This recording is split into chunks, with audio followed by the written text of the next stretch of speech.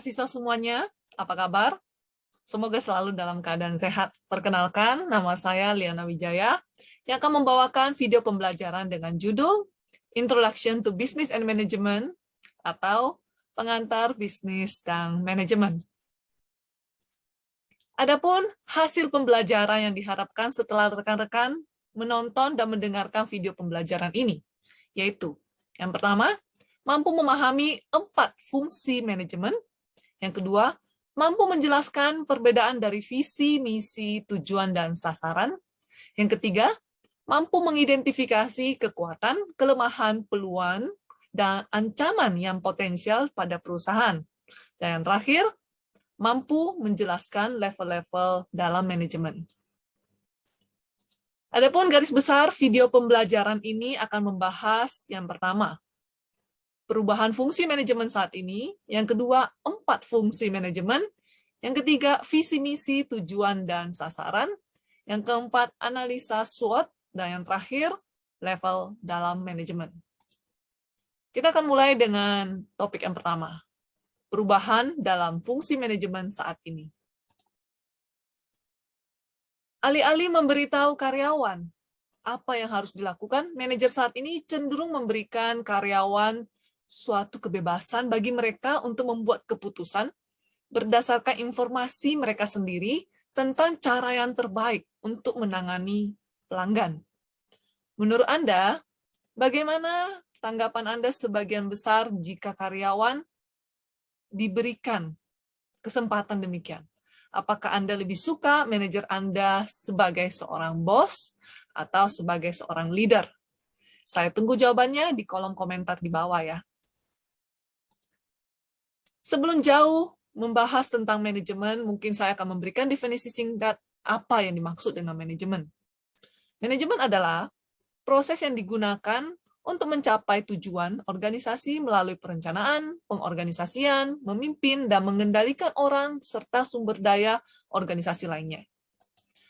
Ada 4 fungsi manajemen. Yang pertama, fungsi perencanaan. Ini terkait dengan menetapkan tujuan organisasi, mengembangkan strategi untuk mencapai tujuan, menentukan kebutuhan sumber daya, dan menetapkan standar yang tepat. Kedua, memimpin atau leading. Di sini adalah membimbing dan memotivasi karyawan untuk bekerja secara efektif untuk mencapai tujuan dan sasaran organisasi tersebut. Kemudian memberikan tugas, menjelaskan rutinitas, mengklarifikasi kebijakan, memberikan umpan balik tentang kinerja. Ya. Yang ketiga adalah organizing atau pengorganisasian. Di sini adalah terkait dengan mengalokasikan sumber daya, menetapkan tujuan, menetapkan prosedur untuk mencapai tujuan, menyiapkan bagan struktur organisasi yang menunjukkan garis wewenang dan tanggung jawab, merekrut, memilih, melatih, dan mengembangkan karyawan, menempatkan karyawan di tempat yang paling efektif.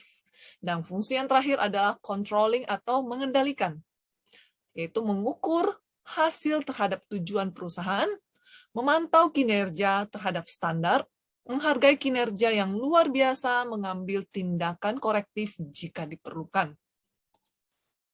Topik yang ketiga adalah visi, misi, tujuan, dan sasaran. Apa saja membedakannya? Mari kita jelaskan. Visi, ini adalah penjelasan menyeluruh tentang mengapa organisasi itu ada dan kemana tujuannya. Misi, itu adalah garis besar tujuan dasar sebuah organisasi, seperti konsep diri organisasi, filosofinya, kebutuhan keberlangsungan hidup yang jangka panjang, kebutuhan konsumen, tanggung jawab sosial, dan sifat produk atau layanan perusahaan tersebut.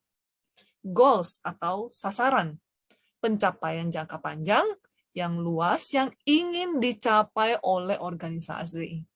Dan terakhir, objektif atau tujuan. Ini adalah suatu hal yang spesifik, pernyataan yang jangka pendek, yang merinci bagaimana mencapai tujuan organisasi. Sudah tahu kan perbedaan visi, misi, goals, dan objektif? Oke, kita lanjutkan. Saya berikan contoh, ini adalah visi dan misi perusahaan Amazon.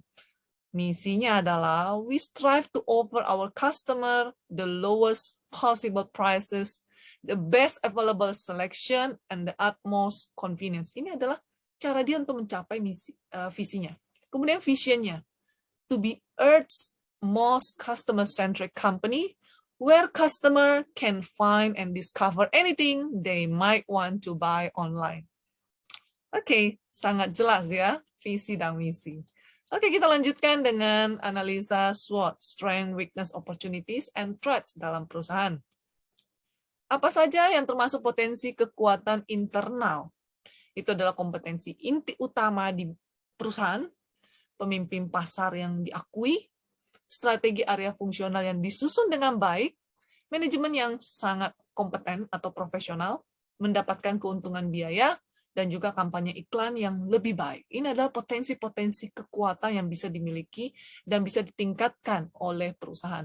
Tapi ada juga potensi kelemahan internal, yaitu tidak adanya strategi yang jelas, fasilitas perusahaan yang usang, profitabilitas di bawah standar, kurangnya keterampilan dan kecakapan manajerial, citra pasar yang lemah, serta lini produk yang terlalu sempit.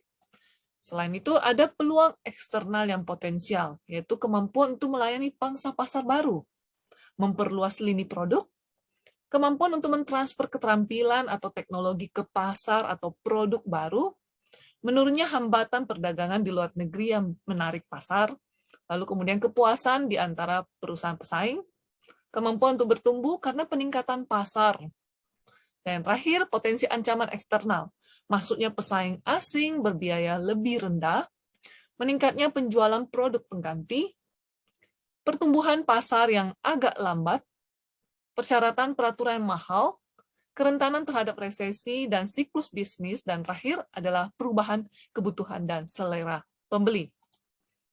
Dan yang terakhir adalah subtopik level management.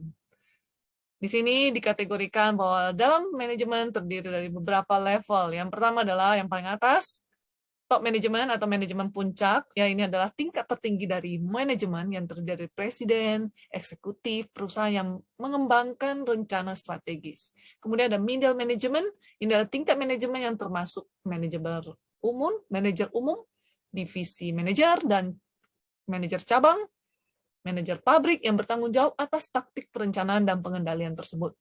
Kemudian supervisory atau manajer yang secara langsung bertanggung jawab untuk mengawasi pekerja dan mengevaluasi kinerja harian. Dan yang terakhir adalah non-supervisory atau karyawan. Baiklah, demikian video pembelajaran tentang pengantar ilmu manajemen dan bisnis yang disusun dari referensi karya McHugh James dan McHugh Susan serta Nicholas William G. di tahun 2012 berjudul Understanding Business. Semoga video pembelajaran ini bermanfaat. Sampai jumpa di video pembelajaran selanjutnya. Terima kasih.